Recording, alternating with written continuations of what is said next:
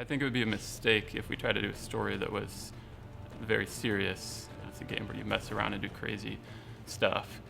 So to match that, you need a crazy story that couldn't take itself too seriously because it just wouldn't fit. Some of a critique that we had in Just Cause 2 was about the story itself. And we've been really attentive this time to give a depth to Rico for the player who wants it. So Rico arrives in Medici, which is the country that he grew up in. It's where he learned to parachute and to base jump and to swim and to do all the things that made him a reckless action hero. One night, a coup happened and Di Ravello took power. On that night, his parents were killed and he had to escape from the island. In his escape, he met Sheldon, and he was kind of recruited into the agency. I think the biggest difference in terms of tone is that you're not working anymore for the agency, right? No, he is now that one-man army, a one-man revolutionary force. He comes back because he gets a letter from his oldest friend saying, "Hey, Rico, it's been fun, but, we kind of lost." And Mario knows what a great action hero Rico is, and suddenly the tides start turning, and people start joining the rebellion, allowing eventually the exiled leader who was pushed out those many years ago during the coup to come back and start rebuilding a democratic state. The first main character that you meet is a character named Mario, and he is in some ways a little bit of a comic relief character. Maybe he thinks he's a little bit more important to this rebel uprising than he actually is. We introduced Di Ravello as soon as possible, and we're trying to build basically a rivalry, almost a one-on-one rivalry with the player and Di Ravello throughout it. The story involves a super element that the evil dictator uses to build these super weapons. But he is still that omniscient supervillain off in the distance, intent on world power. And of course, the ultimate outcome is a confrontation with Di Ravello. The discovery of this Bavarium, which was sort of accidentally leaked to him from Dima, Rico's friend, the scientist, caused him to raise his goals even higher. Something that is highly destructive and magnetic. It's just an awesome material. The next level of uranium, if you will. We hope that the characters are enough fun that you don't mind the 30-second cutscene that's introducing what absurd mission you're about to go on.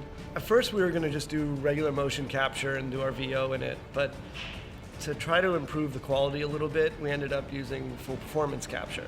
So we capture the facial animation with the actors in full suits, including their voice.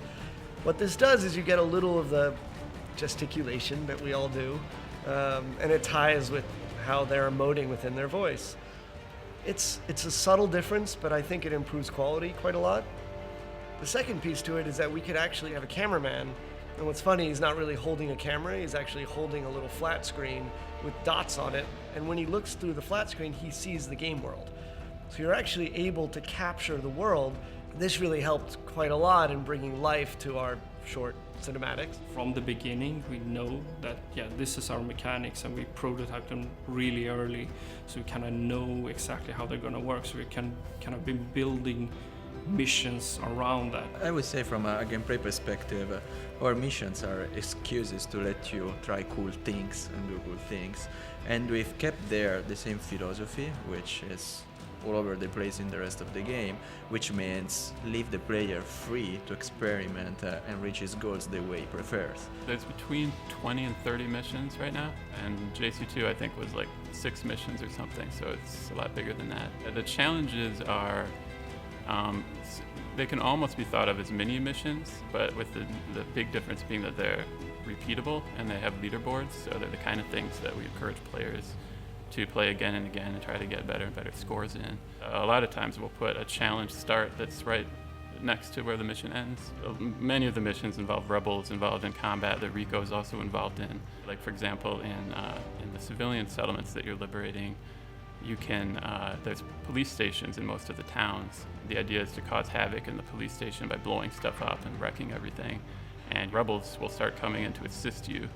And they have fully fleshed AI involved in this faction versus faction combat, so you can, to some extent, leave them there and let them continue to take care of the police station while you're going to, say, rip down a statue or do whatever else you want to do in the town.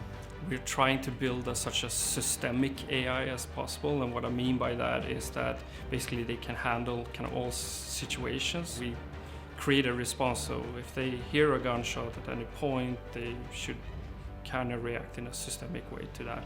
So if they see a military or the military sees them, they're gonna start fighting each other, and so it's having a balance so that that should happen, but it shouldn't turn into like World War III inside of a town. You know, these people live in this world and they want this revolution to succeed.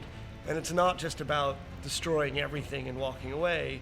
Because Rico has an attachment to this world, he wants to go further than just destroying, so that he doesn't leave it in just total fire and chaos at the end.